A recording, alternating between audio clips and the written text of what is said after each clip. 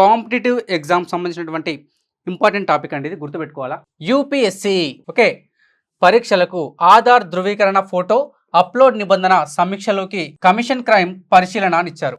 అంటే UPSC exams ఏవైతే ఉన్నాయో దానికి ఖచ్చితంగా ఆధార్ ధృవీకరణ ఖచ్చితంగా ఉండాలి, లేకపోతే దానికి అర్హులు కాదు అనేటటువంటి అంశం ఇక్కడ మనకు కనిపిస్తుంది. క్లియర్ హిస్టరీకి వెళ్ళినట్లయితే, క్లియర్ ఎక్స్ప్లెనేషన్కి వెళ్ళినట్లయితే, కేంద్ర ప్రభుత్వ సివిల్ సర్వీసెస్ వంటి ప్రతిష్టాత్మక ఉద్యోగాల కోసం నిర్వహించే యూపీఎస్సీ పరీక్షల్లో అభ్యర్థుల గుర్తింపు కోసం ఆధార్ కార్డు తప్పనిసరి చేయాలని యూపీఎస్సీ నిర్ణయించడం జరిగింది. మరి ఎందుకు ఆధార్ కార్డుని తప్పనిసరి చేయాలి, మరి ఇప్పటి వరకు లేనటువంటి ఈ యొక్క అంశాన్ని ఇప్పుడే ఎందుకు తెరపైకి తీసుకురావాలి అనేటటువంటి మనకు క్వశ్చన్ ఖచ్చితంగా వస్తుంది. కాబట్టి ఇక్కడ ఎందుకు అనేటువంటి క్వశ్చన్కి ఆన్సర్ ఏంటంటే 2022లో యూపీఎస్సీ పలు పరీక్షల్లో డూప్లికేట్ అభ్యర్థులు రాయడం, అంటే ఒక అభ్యర్థి ప్లేస్లో మరొక అభ్యర్థి పరీక్ష రాయడం కావచ్చు, జూమ్ చేసి ఫోటోలు తీసి వాటిని మరింత దుర్వినియోగం చేయడం వంటి ఘటనలు చోటు చేసుకున్నాయి. టెక్నాలజీ ఉపయోగించి వివిధ రకాలుగా ప్రశ్నపత్రాన్ని బయటకు పంపించడం కావచ్చు, లీక్ చేయడం కావచ్చు, సిచ్యువేషన్స్ ఎదురైనాయి. కాబట్టి